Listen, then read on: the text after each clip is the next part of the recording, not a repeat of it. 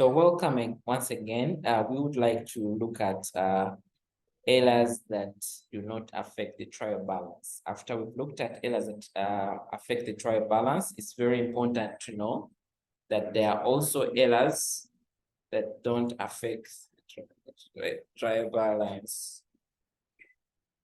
So I'll just put some of them here. So errors that don't affect the trial balance, we have quite a number. So we have what we call the errors of omission. The error of omission. Now, one of the examples of errors of omission I can give you is, for example, if a transaction happened and you totally didn't record it totally, okay? So for example, Jen, who is the owner of the business, Jen, who is the owner of the business, bought inventory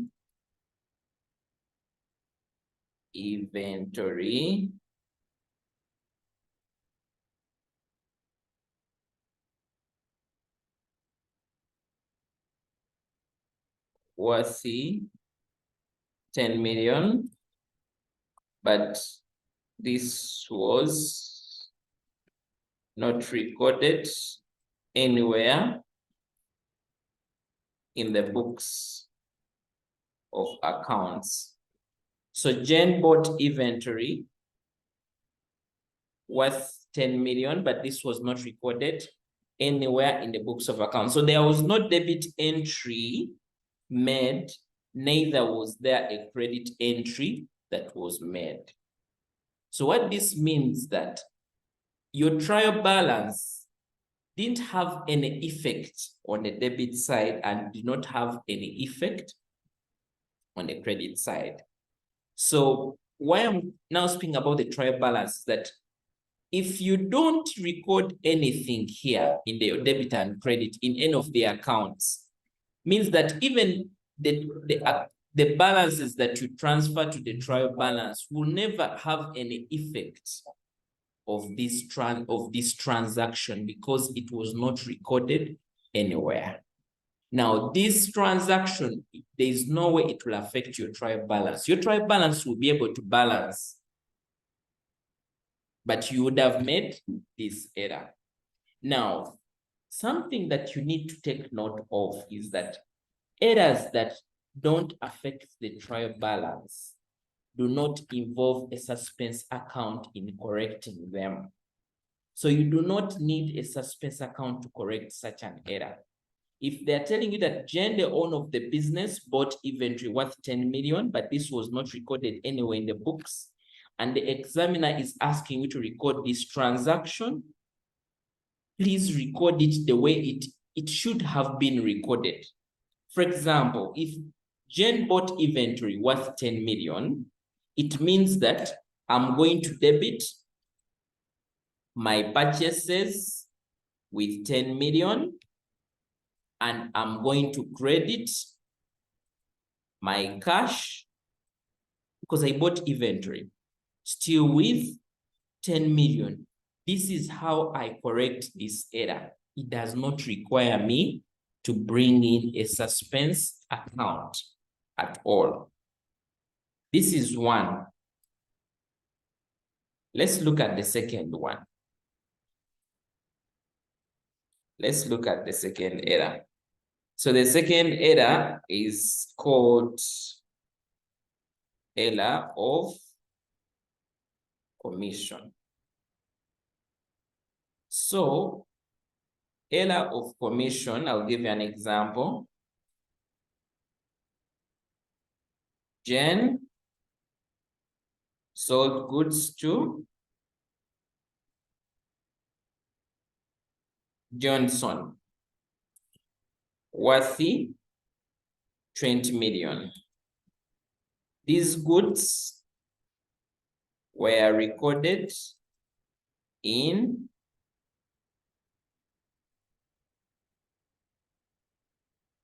the books of John.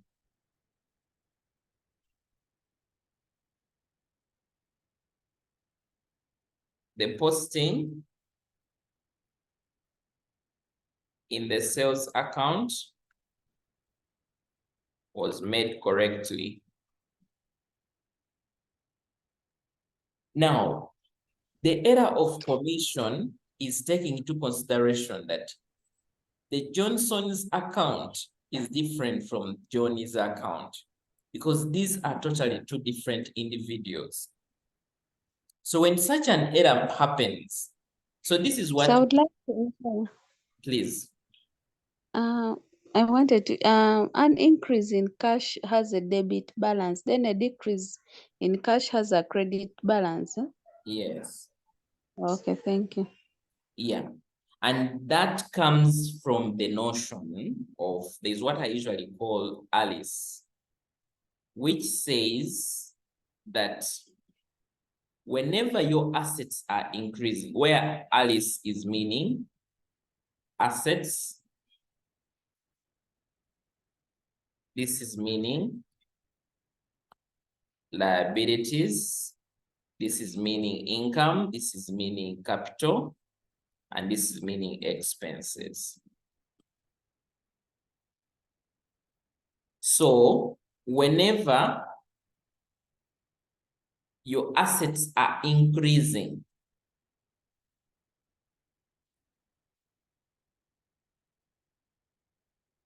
which we are using an example of cash. Whenever cash is increasing, we debit the cash account. So for example, somebody is giving us money, a customer is giving us money, we're either removing money from the bank, whatever, we always debit. If we are paying out, we always credit. Liabilities do it in the different way. When liabilities are increasing, we credit them. When they are reducing, we debit them. When we, like, for example, we buy goods from our suppliers, means that on credit, we shall debit the purchases and credit the supplier's account or the accounts payable. So that is what happens. Income does the same thing. When incomes are increasing, we debit, we credit, and then when they are reducing, we debit. Capital does the same thing. When capital is increasing, we credit. When it's reducing, we debit.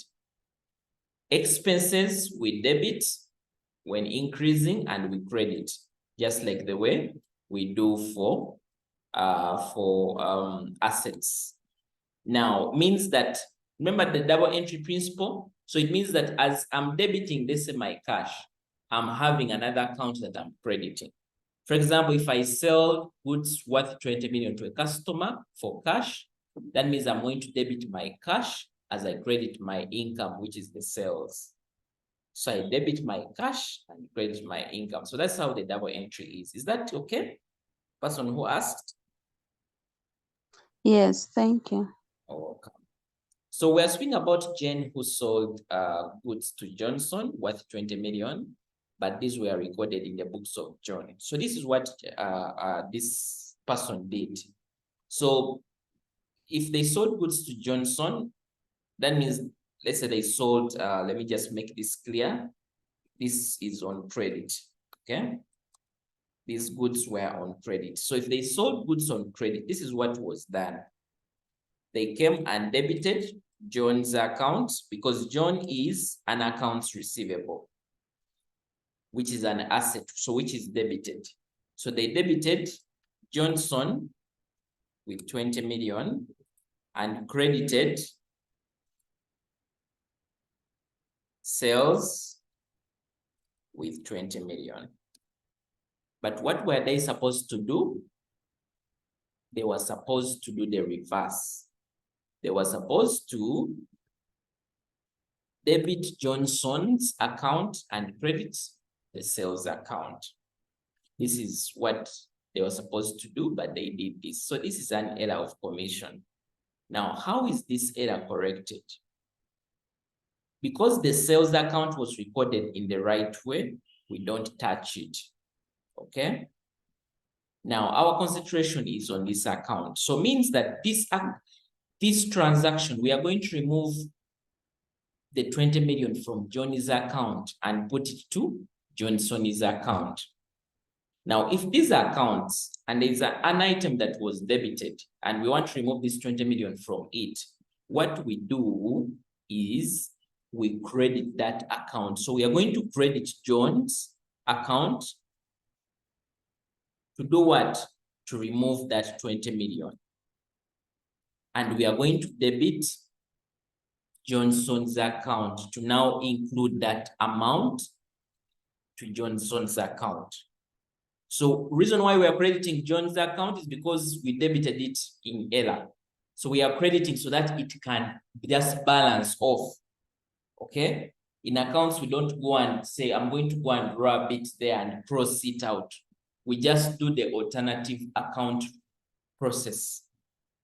If an item was debited and I want to remove it from that account, I'll credit with the same value. That account would have cleared off that item that I put there in error. Okay? So that is what happens with the error of omission. The other error, this was our second, is error of principal.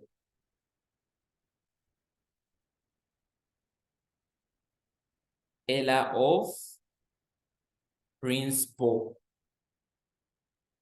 Now, the error of principal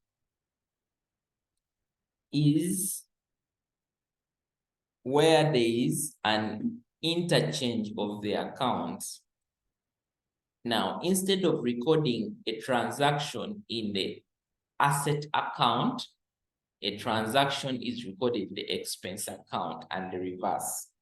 I'll give you an example. Jen repaired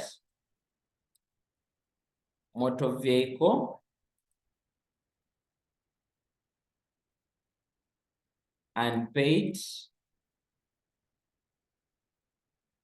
200,000 cash. Jen repaired motor vehicle and paid 200,000 cash. This transaction was recorded in the motor vehicle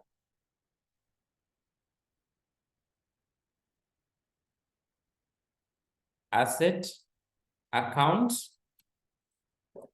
and the cash book.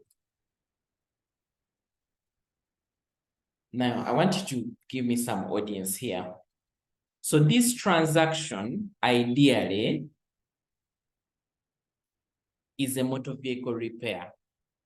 When you're repairing your motor vehicles, you're supposed to debit motor vehicle repairs account, okay? You debit motor vehicle repairs account since it's an expense that is increasing, and you credit your mode of payment, cash or bank or credit, like that. But Jen went on and did this. Instead of debiting motor vehicle repairs, for her, she debited the motor vehicle asset account. Now, take it from me today that an asset account is only debited when we are purchasing a new asset, okay? When we are purchasing a new asset, and it is only credited when we are disposing of that asset. When we repair a motor vehicle, we don't take this item into the motor vehicle account. This item goes into the motor vehicle repairs account, because these two things are different. A purchase of a motor vehicle is a capital expenditure. Well, motor vehicle repairs are called revenue expenditures. So they are expenses that we incur in the generation of revenue. So if you make such an error, this error will not affect your trial balance in any way. And what means is that this error is not corrected by a suspense account. If we want to correct this error, what we shall do, we shall ignore what was done right, okay? And now correct the error here. So means that if I debited my motor vehicle repairs with 200,000 and I don't need it to be in this account, I'm going to come and credit this account with 200,000. And then I'll get my motor vehicle account where I want this to be, and I debit it. So that is how I'm going to correct my error of principle. And that is it. So there is no suspense account that is involved. Now, there is another error still that doesn't affect the trial balance. It's called error of complete reversal. Error of complete reversal. So let me just use the very same transaction. So Jen repaired motor vehicle, paid 200,000 cash. This transaction was debited to the cash account and credited to the motor vehicle repairs account. So what this means is this. This is what they did. They are telling us that they debited cash. So they debited cash and credited motor vehicle repairs account. This is what they did. But honestly, should this be like this? You agree with me that it should not be so. So what this means is that this should actually be the reverse. Okay? This should be the reverse. We should ideally, since cash is the one that is losing, we should ideally debit. I'll just utilize this. We should ideally debit motor vehicle and credit cash. This is the proper thing. Okay? This is what was supposed to be done. But these people did this one. Now, if the examiner asks you to correct such an error, the thing we're supposed to do, I usually tell my students is, if something was put to a wrong account accidentally, the first thing of the error is to remove it. So what we are going to do is we are going to remove this 200,000 from the motor vehicle repairs account. And we shall also remove this 200,000 from the debit side of the cash account. So there we have removed them. Okay? And this is what we are going to do. In removing, this is what is done. We shall debit the motor vehicle account and credit this.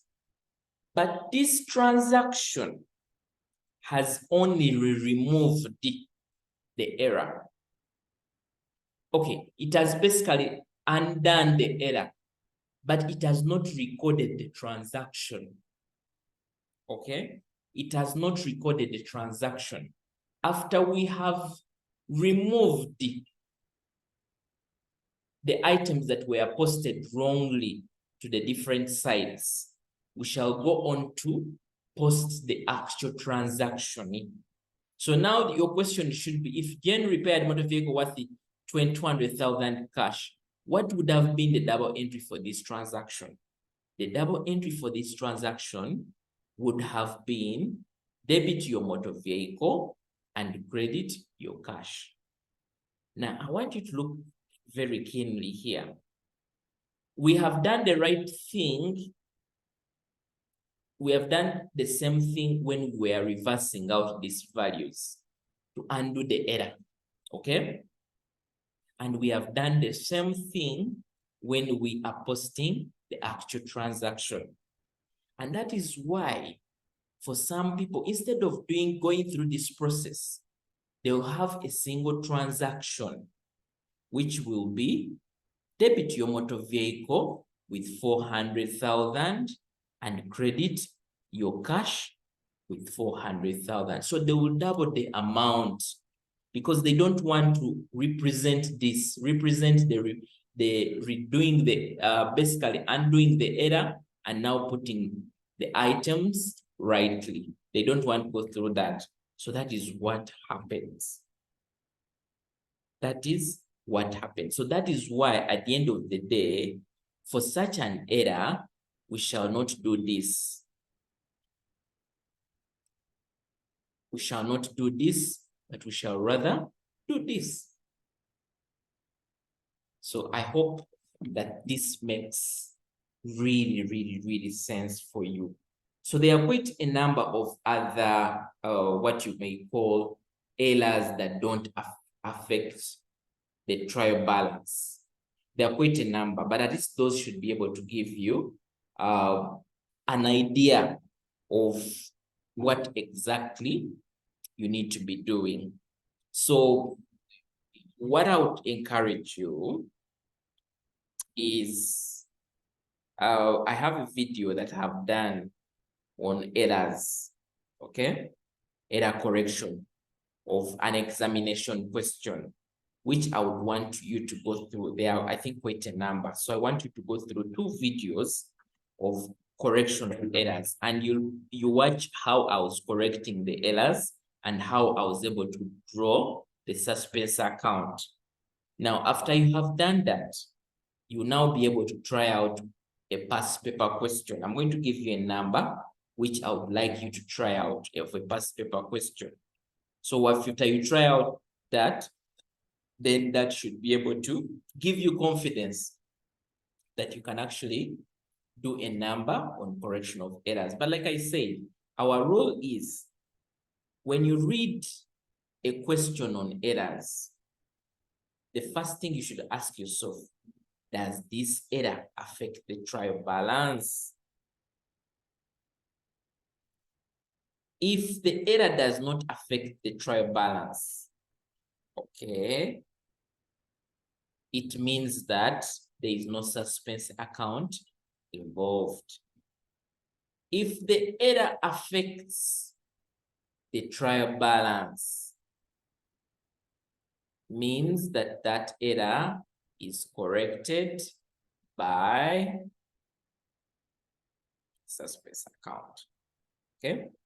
So I want to first leave it at that, and I hope that you've been able to learn something out of this. Thank you so much. So I would like to take some questions. Do we have any questions?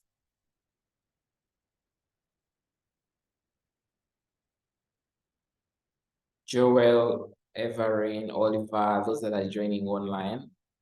Do you have a question? Any question regards to this?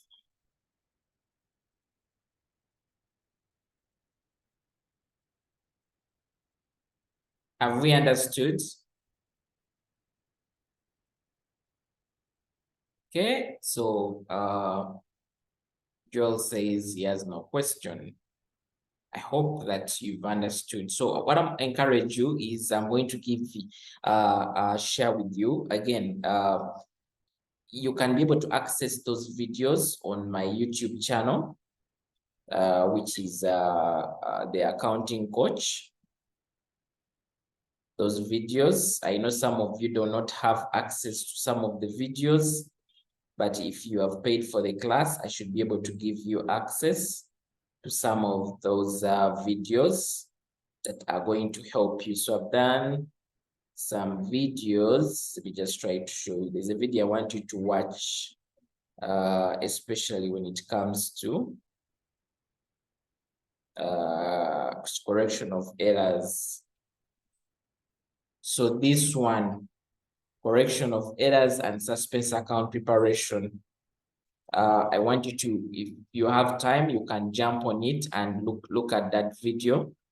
I have done another here, preparation of suspense account and error correction. This one is not accessible to everyone, but if you have paid, this is something that I can be able to provide you. You'll be able to see something like this, members content only, but I'll be able to provide you access so that you can be able to look at that as well. Once you look at those two, you should be in position to actually try out a question when it comes to correction of errors. Okay, yeah. So that is what I basically wanted to share with you today. I encourage you to go and look at those two videos, and then I'm going to share with you using our communication channels on WhatsApp. I'm going to share with you the question to try out, so that when we meet next time, you have some questions that I can be able to respond to. So thanks so much for joining through and for watching. I'll see you next time.